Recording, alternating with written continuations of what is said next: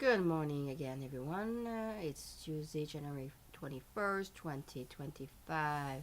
It's 11:20 a.m. Snow, what are you doing? Okay, we're going to continue with the keynotes and presentations. Now, this one, we just did Volvo. Extremely interesting. Must listen to everybody, Volvo. Okay, so now we're going to do the keynote of how do they call it? They call this where's my thing? Okay, they call it TV's new easy button, simplifying for the next era in media. That's what they call it. We're gonna see. Bon, là on va regarder la conférence, la keynote de keynote qui va être présentée par Fox, Warner, Directtv, NBC et Freewheel. OK? Ils vont parler le futur de la télévision. OK? On va regarder ça. Ça va être super intéressant pour la télévision. Je suis certaine. Tout est intéressant. C'est juste qu'il y a différents sujets. On va se parler après. We're going to talk after. We're going to discuss this after. Here we go. Thank you so much for joining us here at CES. I'm Julia Borston. I'm CNBC's Senior Media and Technology Correspondent, and it's really an honor to be here with some of the most powerful decision makers in the media and advertising industry. This is a time when the industry is continuing to evolve, and it's at a point of really powerful fragmentation, unprecedented change. And I've been doing my job for 18 and a half years. I don't think I've ever seen a time like this before. Ad-supported streaming is on the rise, totally changing viewer habits, and new challenges and opportunities that are coming with all of this change. So I'm really excited to sit down with these industry leaders to hear about their new initiative, which is a really unique collaboration, unlike anything this industry has done before. So let's quickly welcome the panelists, and then we'll dive right in. We have James Rook, President of Comcast Advertising, Ryan Gould, Head of Digital Ad Sales for Warner Brothers Discovery, Amy Leifer, Chief Ad Sales Officer at Directtv, Mark Marshall, Chairman of Global Advertising Partnerships at NBC Universal, and last but not least, Jeff Collins, President of Ad Sales, Marketing and Brand Partnerships at Fox Corporation. So James, we're going to start with you because this new Universal Ads initiative started with you. You surprised the industry on Monday when you announced this new ad solution, Universal Ads. Walk us through what it is and how it's different. In simple terms, Universal Ads is going to provide the front door access to the premium video category. Which we think is a category that drives incredible performance for advertisers. And we believe there's a major opportunity that there are millions of advertisers out there that have built their businesses on social video, on YouTube advertising and others that haven't had the ability to access the power of the content, the advertising solutions that come from companies like these and others as simply as they would like to. And as we speak to those advertisers who have built their businesses on social video, they are looking for new qualified audiences. They're looking to have their brand and their business associated in content that is brand safe, that is transparent, that is engaging, that is performative.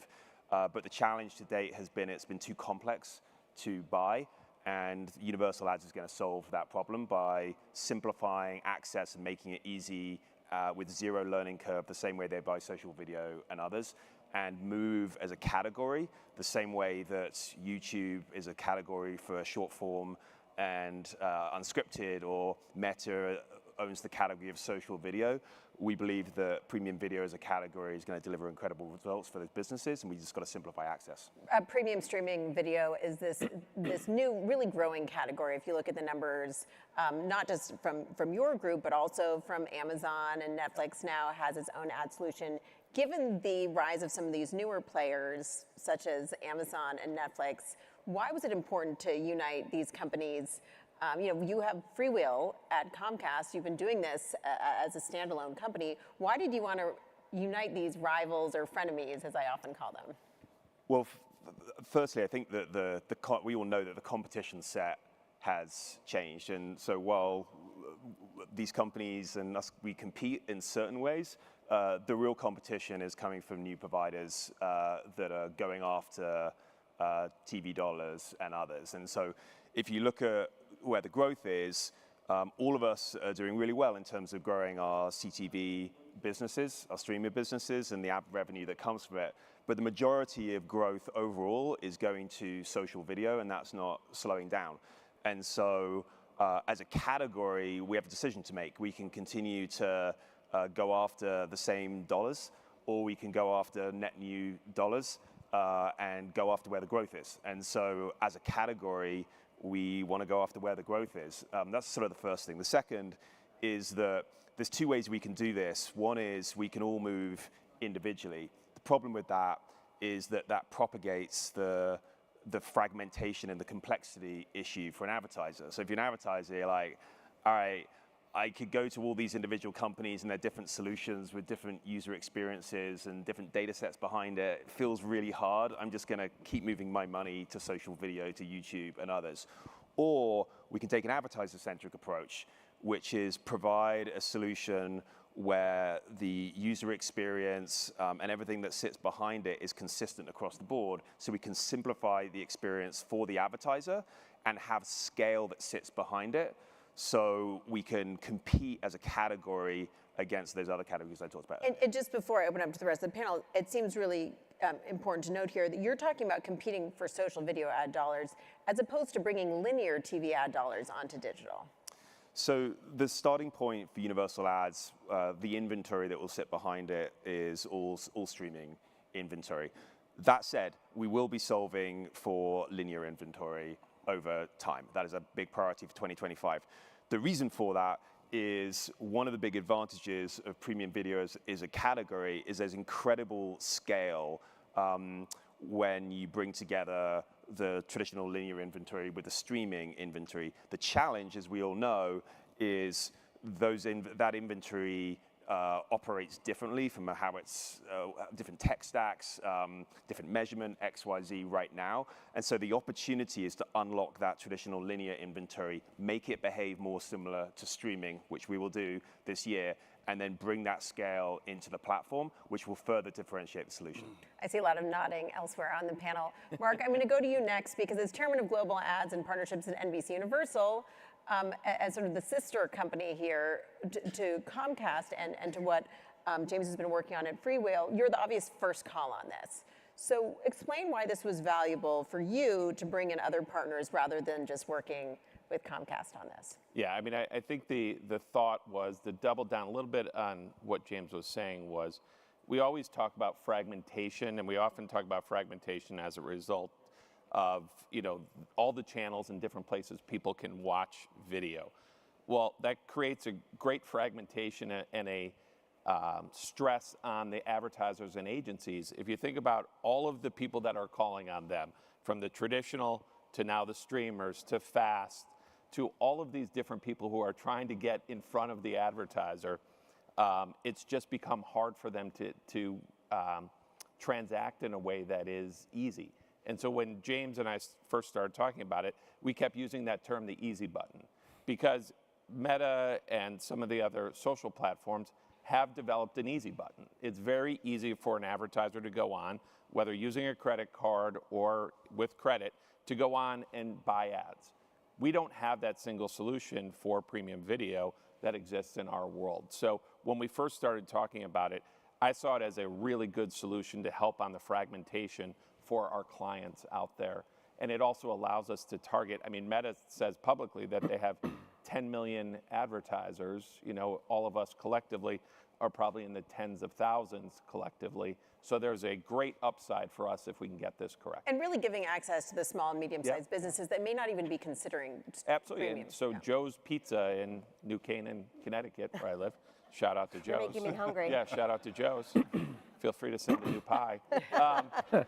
But like for them, it's never been an option to be in Sunday Night Football. And now actually they can buy Sunday Night Football through Universal Ads. Yeah, I want to hear from the rest of the media partners here about why it was so important for you to join this and this idea of teaming up with competitors, which is sometimes can be complicated. So Jeff, why don't we start with you? What was your reaction when James came to you with this? Yeah, I mean, we talk a lot about competition, but I think while it might be a bit of a horse race for us in sort of the Fortune 500 advertisers, when we're talking about SMBs, we're not competing at a very granular scale there for those very long tail advertisers. So coming together, we always felt made a ton of sense because, our take at Fox was Fox on its own or another, major media company on its own didn't necessarily have the overall scale that could compete with the social media networks. So now scaled together, and by the way, growing too, like all of our streaming inventory is growing rapidly. I think we finally have that scale. The other point I would make is that this moment in time is very interesting, and I think it's because the overall barrier to entry for creating video has come down so much for a lot of these SMBs that now they could actually get into the space fairly easy by using a lot of the same tools that they use and same assets that they're using for social media. So I think those two things combined was what really excited me the most. And AI certainly improves the quality of the content they're creating. Exactly. Ryan, gives us a sense of your perspective. Obviously, you have your ad-supported tiers of your streaming services and are looking to grow that as a part of that dual revenue stream. Why did it make sense to team up rather than going it alone? Yeah, so TV has been proven to be a workhorse for performance and drive results for brands for years. And what I was most excited about was introducing the opportunity to drive performance for small and medium-sized businesses in brand-safe environments at scale. So really alleviating that barrier to entry for net new clients and customers for Warner Brothers Discovery. On the consumer side, one of the biggest issues that plagues consumers today is repeat ads, right? And if we can introduce more brands into the viewing experiences, I think that we can alleviate some of that friction of seeing repetitive ads for consumers. Yeah, we're all familiar with that. I'm like, I already saw that ad during this streaming show. No, Amy, you're in a little bit of a different position. Competitor, but also a partner as a distributor. How do you see this as fitting into your business? Well, first of all, hi, thanks for having me. So we have been on Freewheel technology for over 10 years. And so when a trusted partner and long-term friend in this business calls and says, hey, we're launching this new platform, and they're coming from a trusted place of like, let's collectively get together and bring forward what premium video can do. That's exciting for all of us. At Directtv, we've been a leader in performance TV, but that's really been our addressable business, where we've been driving results throughout the funnel as a managed service. And so what Universal Ads really does is gives us the ability to do that at scale, but do that with our Directtv Advantage suite, so bringing our amazing data to the front, using our tech stack, Axis, with Universal Ads, and to be able to do that at scale. And so, for us, I think it was really about collectively, what we can do together. And you said frenemies, and I appreciate that, but I really feel like this is a moment where we have to tip our hat to James and his team and say, we had a problem to solve. And frankly, I call him a lot and yell at him about the problems that I need to solve.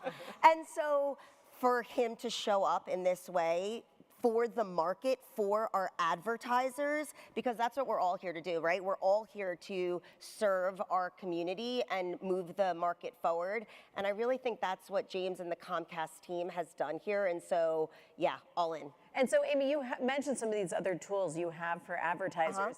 Is this complementary to them? Does this replace some of them, or is it designed to sort of fit in? Tell us a little bit about that. Yeah, so, love James, but I'm just going to correct a little bit because today, not sure if you saw the announcement, but we have transformed our linear business. And so now all of our inventory is enabled programmatically. And so for Directtv, when we join Universal Ads, it's across all of our inventory. Because for us, TV is TV, and we want to make sure that we're exposing all of that. But we needed the power of our data and our technology to be able to plumb into universal ads while moving the industry forward from a linear perspective as well. So we're pumped. You know, we can do all that together now. And Amy, what you're saying really speaks to how different each of you are as partners for Comcast on this. And Jeff, I want to go back to you because you have Tubi, which is this massive free ad-supported streamer, whereas Peacock is subscription and has these lower cost tiers. But these are all really different offerings. So how does this fit into Tubi as being unique in being a fast channel? Yeah, I think, well, while Tubi is sort of technically a fast channel, the consumption on Tubi is very similar to, say, a Netflix or a Hulu. 95% of the consumption on Tubi is actually on demand, not to the 5% that are actually fast channels. But I think it fits in much the same way it's fitting in with a lot of the other platforms in that it really exposes our audiences and our content to a whole new set of advertisers that are much more performance-oriented. And I think that when you take a look at traditionally when we're going out there and talking to a lot of folks in traditional media, it's been big branding campaigns. We're getting into the place where we can do more performance, but I think this really accelerates that pretty dramatically and now allows us from what we've seen in the past, our properties perform very, very well on lower funnel metrics. This allows us to demonstrate that to a whole new set of clients. And Ryan, you also have these very different assets. You have CNN Digital, you have Max, you have Discovery Plus. How do you see this as serving different roles or addressing these very, very different advertiser markets for a Discovery Plus than for a Max? Yeah, for sure. So, we often say like content is king. We're in a world where distribution is God, right? We have so many different brands within Warner Brothers Discovery, and we work very tirelessly to ensure that we are across every single platform and device for consumers. When we talk to Fortune 100 or Fortune 500 advertisers, our conversations tend to be more around content alignment and adjacency with audiences. When you look at the small and medium-sized businesses, they're agnostic to content environments. They really want specific audiences in specific locations, like Joe's Pizza, which is probably going to be out of sale for Pizza Day.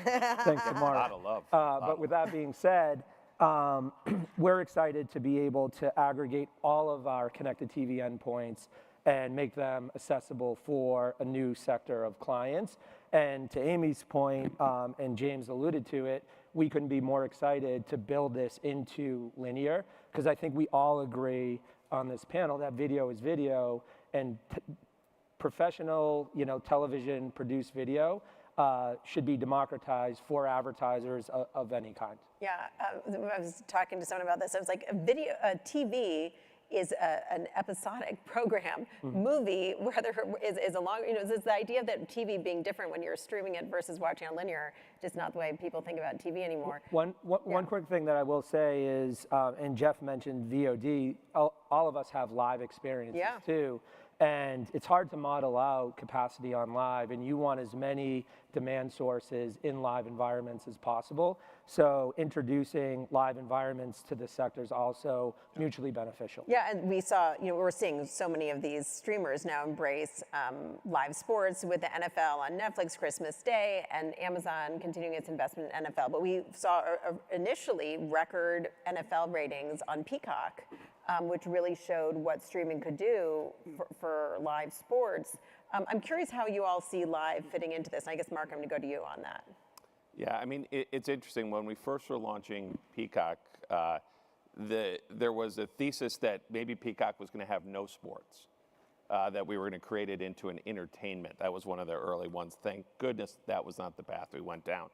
Because what Peacock probably doesn't get enough credit for is it has 6,500 hours of sports. So one of the ways that we've been able to grow, 29% this year in terms of subscribers since last year, and then 44% in monthly active users is sports.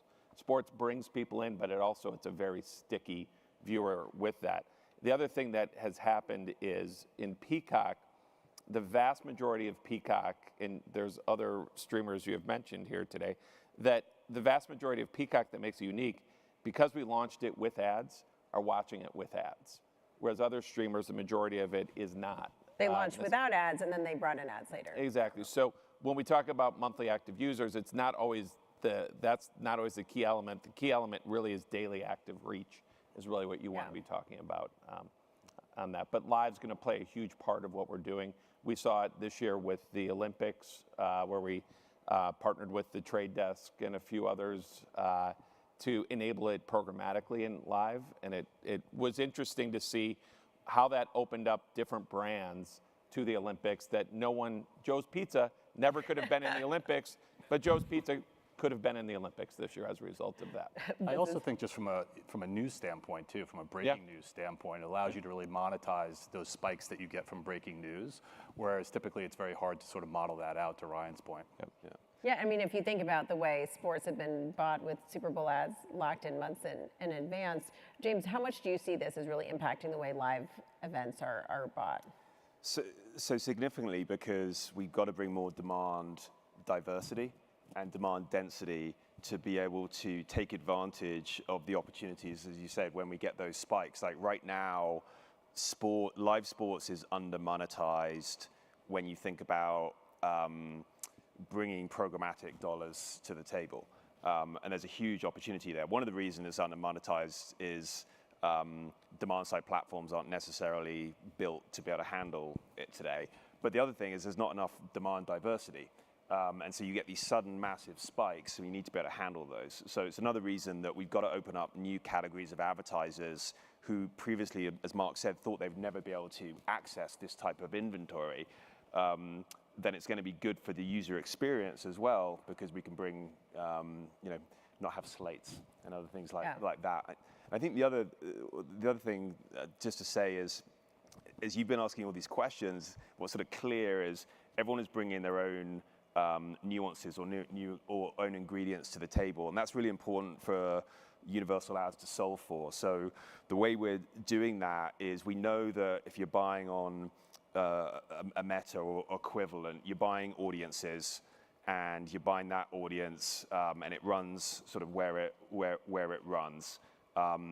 We're of course launching with that, but in addition, we're enabling all our partners to have their own storefronts, and their own storefronts are merchandised by the media company, and they're merchandised however they want. So those storefronts enable Fox or Warner or others to be able to merchandise whatever media packages that they want to sell. So their sales teams can then take them to their clients, and therefore we can sort of bring the best of both worlds to the table. And that's the easy button, right? Because if we all have that and the buyers understand that platform, even if our sales teams are showing up with that, showcasing what we all, whether it's innovative ad units on Directtv or whether it's the amazing content, now we're not creating complexity in the market of so many different platforms. If we had all gone at it alone, which we would have, right? And all these buyers would have been logging into these individual platforms. Now there's that one familiar place to go and access this inventory. You, Amy, are still gonna be able to sell your Directtv inventory.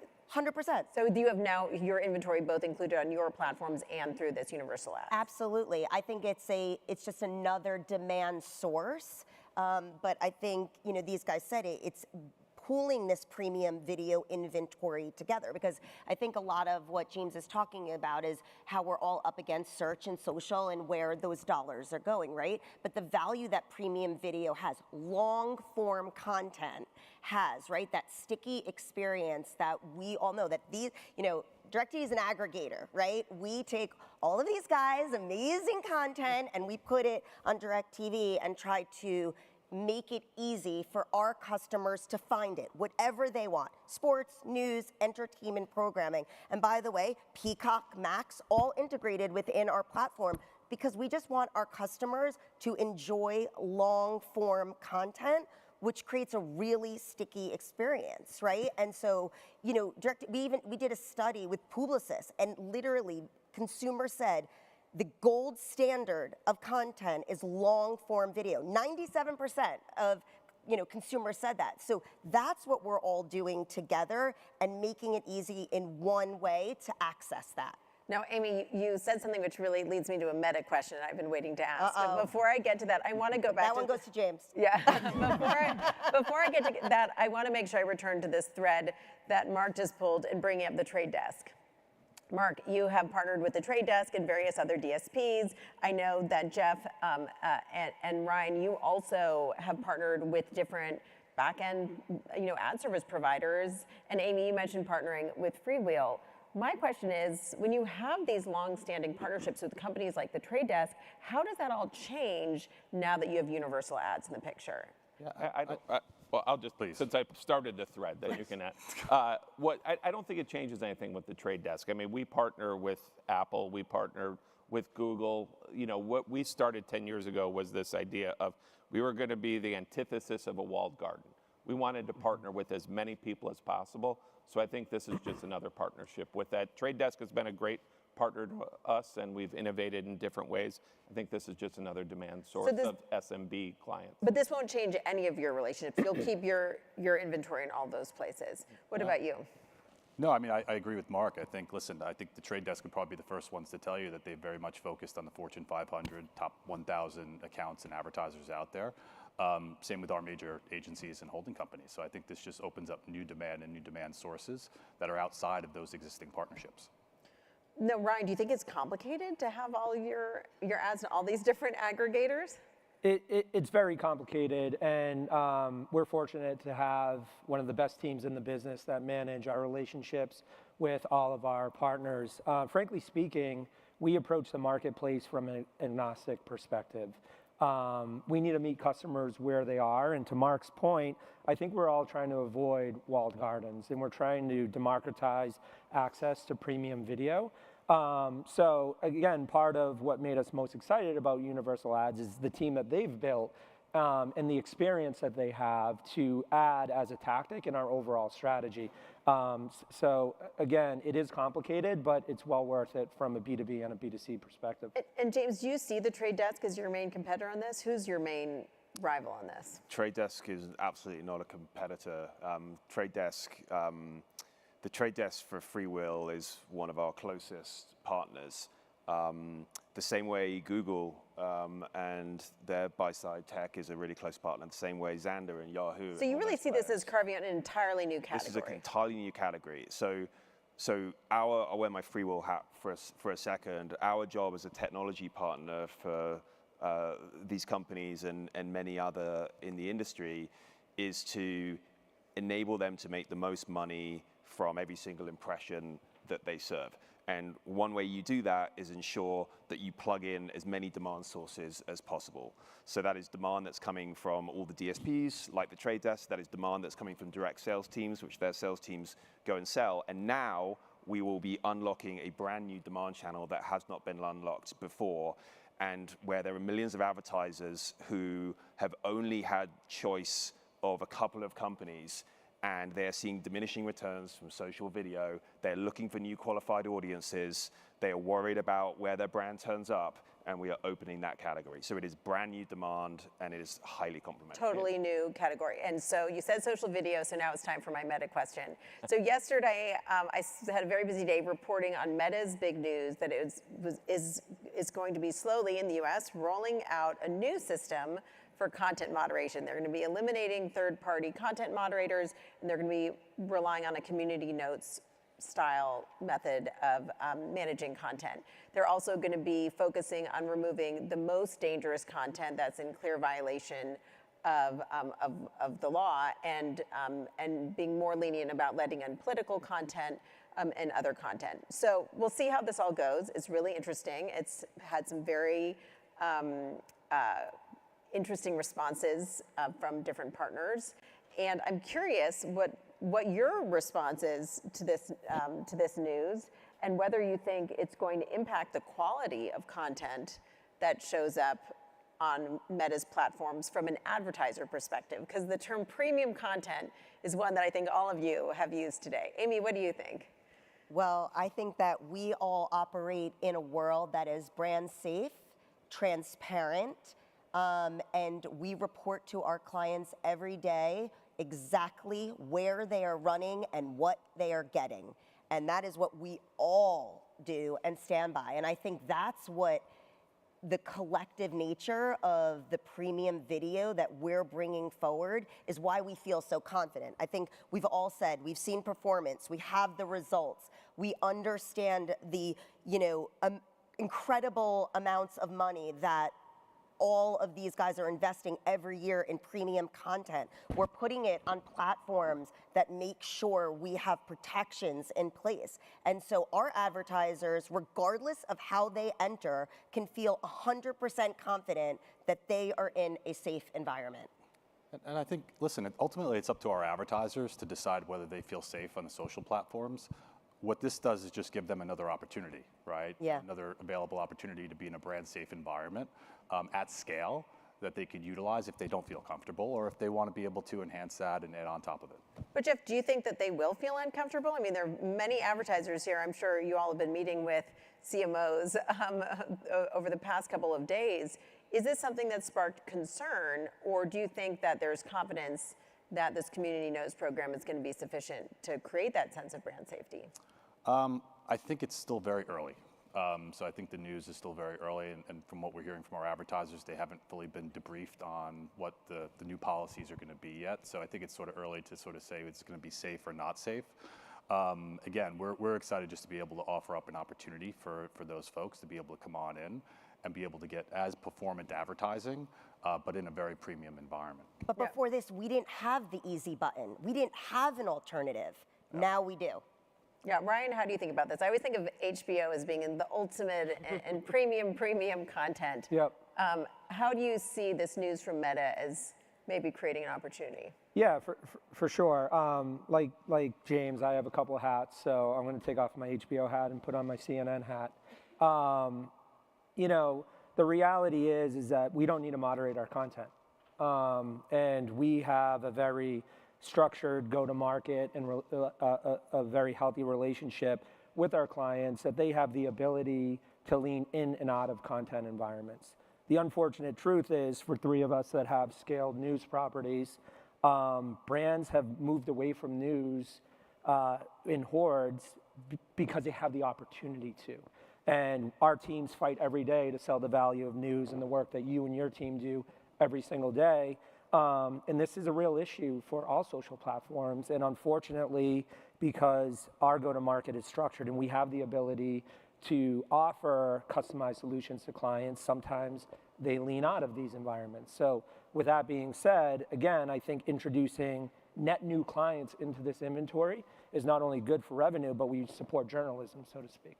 Yeah, and James, is this timing fortuitous? Are you going to be pitching to all those advertisers, the SMBs who've been on social, that this is the moment to make the leap to your new platform? I mean, it certainly strengthens and reinforces the value proposition. There's no question. And we spent a lot of time in the last year, as we've been sort of prepping for this, speaking to hundreds of direct-to-consumer companies.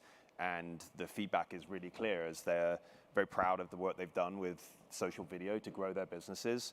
But they're having increasing concerns. And as they mature their brands, then it makes more sense for them to sort of graduate into something that is not just performative, but it's transparent and brand safe. So yeah, Meta will make decisions they do, but we as a category, and I want to sort of underline that, as a category can continue to differentiate themselves the same way that, again, Meta owns social and YouTube owns short form and affiliate. If we move individually, then we're not moving as a category. Mm-hmm. If we move as a category, then we can define it in a way and make access to it in a way that can drive real growth. So yeah, look, I think it just shines a spotlight on the value of the product that we've got. Now, to be candid, there's work to be done. All of us know that our premium video is performative. But it is also true that it's typically seen as more top of funnel driving brand. Mm-hmm. Research study after research study after research study prove that it drives mid funnel and drives purchase, but a lot of credit is being over allocated, as we know, to those that are closest to the point of sale.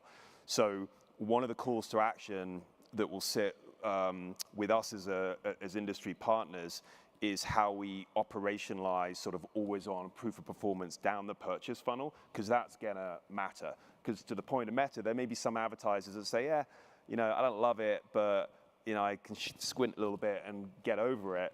But if we can prove performance on an always-on basis, and we know that truth is on our side on that, but we have to operationalize it, that's when this really starts to take off. Yeah. Here at CES, it seems like there's no question the big theme is AI and automation, and everywhere you go, you see robots or things that look like they might be robots or robotic components. Robots. Yeah. We're all actually robots. But this automation is definitely an essential piece of this, and this idea that you're simplifying the ad buying process, not just by aggregating and giving new access to this inventory, but you're offering a self-service tool. Yep. Right. What does this mean for the human component, and how does this impact your ad sales workforces? Mark? Because it's a new category, I don't think it'll be anything other than additive. We're now going to be able to reach advertisers in new ways that we actually couldn't afford to do if we were sending a human to go call on Dubuque, Iowa, at some small cookie store in Dubuque, Iowa. But the idea of this being able to actually increase jobs, I think long term, will be the key to this. And I mean, if you think about, we were talking about different brands and performance, like a brand that I love is Farmer's Dog is a great example. That was a brand that started hardcore direct to consumer. That was a social first brand. Now you look at them and they're spending hundreds of millions of dollars in the marketplace on premium video. They're in, the NFL, they're in all of these things because TV works for them. Now, how do you find the next Farmer's Dog with a automated solution? That's the goal that we want to make. Yeah. It's a bit of a gateway, right, for advertisers to be able to come on in, test it out, see how performative it is, and then be able to ultimately increase the overall scale of the buy into larger packages. Because performance for us sitting up here has been Nielsen, right? That's how we've been measured, was Nielsen. We have never had a feedback loop until the past couple of years of how our ads actually perform for a marketer. And so now, the Farmer's Dog is a great example. They don't care about Nielsen. What they care about is, did they sell another subscription to Farmer's Dog? So the ability to reach more advertisers along those lines, I think, is going to be the difference maker. We're sending you a lot of dog food now, too. Yeah. I got pizza and dog food. Pizza and dog food. Yeah. So let's talk a little bit, though, Amy and Ryan, I'd love to hear what you think. Is this automation going to change your employee base? No, I think it's exactly what Mark said. I think it's a different demand source. For us, we have been driving outcomes. We have a deterministic relationship with all of our customers, and we can close that loop. And that's what we've been doing for addressable television for almost 15 years now. But like I said, that's not at scale. That's a managed service business, and that's where my sales team is really focused. Then we also have a programmatic team, and for them, of course, we're partnered with Amazon and Google and several channels of demand sources. This is another one. So I do think, if anything, it's requiring, what we're seeing in the market, there's so many partners that we actually have to add people to sort of manage these relationships, because there's still a push and pull against the demand sources and optimizing against it. And that's a talent, that's a skill that we all need to make sure we're leaning in on to actually get the value of what James has built. Yeah, and as we had conversations with the Universal Ads team to talk about the art of the possible and what the future is, there's a hope from all of us that we have teams that are going out to educate new clients and mid-market agencies on the capabilities and introduce the products. So the hope here is that actually it's the reverse of what you said, and we can put more FTEs against this initiative. Yeah, so it's a great point. We all have to reimagine how to best leverage the incredible resources we've got, and that may look different than it does today. One of the businesses that I look after is a local ad sales business, and we have nearly 1,000 sellers who are across Comcast markets. That is an incredibly powerful asset because they have trusted relationships in local markets with small businesses.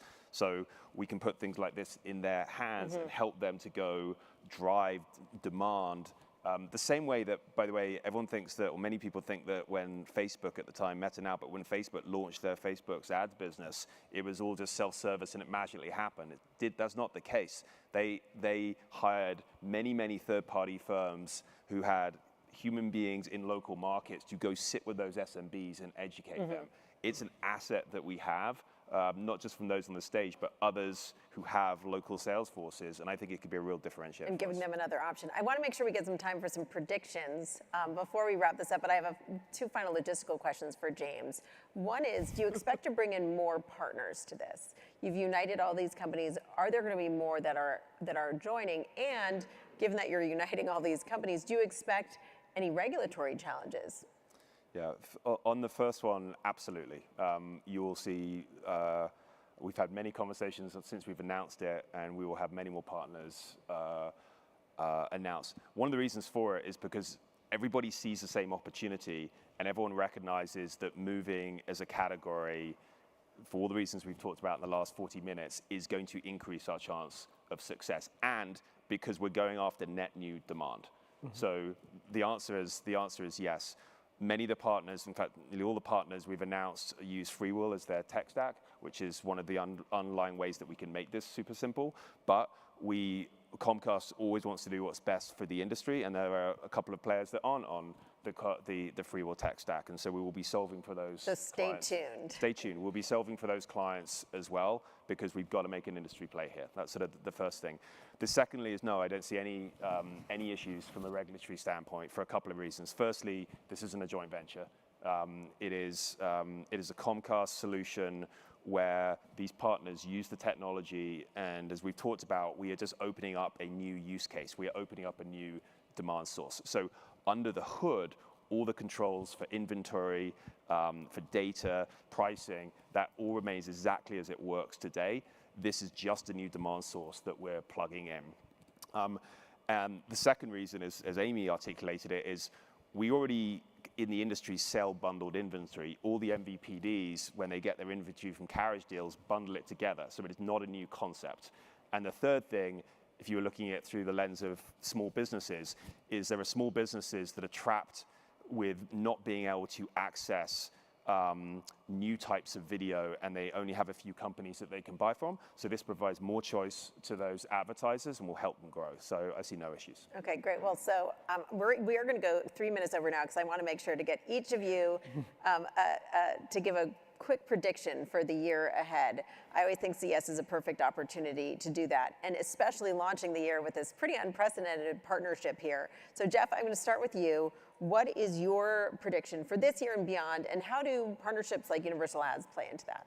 Yeah, well, I think one of the challenges that media organizations like us have had over the course of the last couple of years, several years, has just been around distribution, right? A lot of cord cutting that's happening in the environment. I think this year we're heading into a year where we're just seeing a lot more options for consumers, whether it's skinnier bundles or major bundles that now have streaming services incorporated into those, that I think you're going to see the rate of cord cutting decelerate as we go into this year and as we move into years moving forward, which I think is obviously good for all of us, and will create more inventory that we can include in all of these universal ad packages.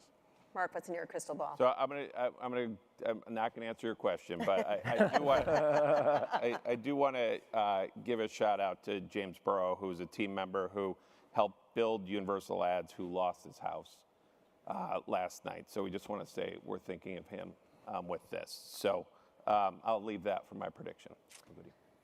All right, well, that's terrible. I'm also not going to really answer your question. I'm going to say what I'm excited about and for 2025. And what I'm excited about is where premium video is going to show up. And I think that it's not just about the household, it's about consumers everywhere.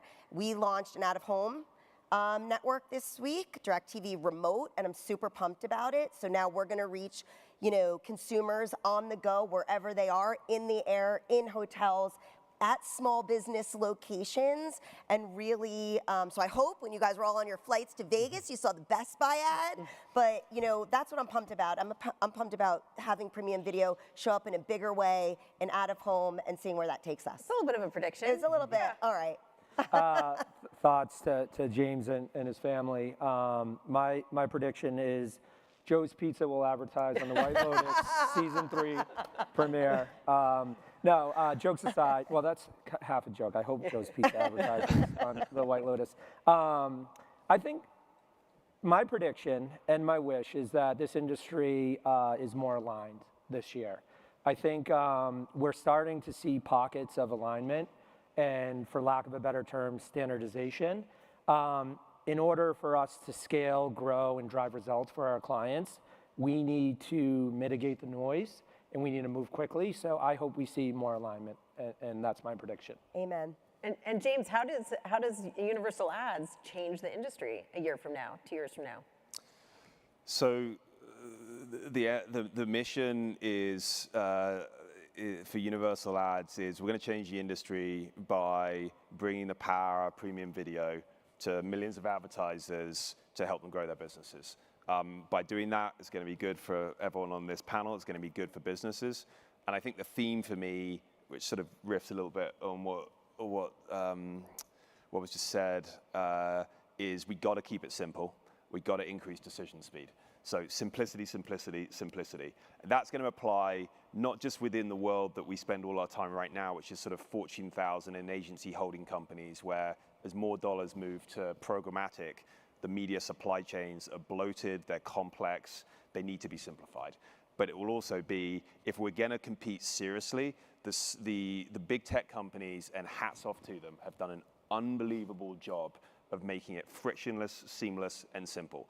And if we don't learn that lesson and learn it fast, then we're not going to be where the growth is. So that's the call to action. That is a perfect note to end on. I am so excited to follow where this industry goes this year and beyond. Thank you so much for joining us. Thank you to our panelists. I really appreciate it. Thank you.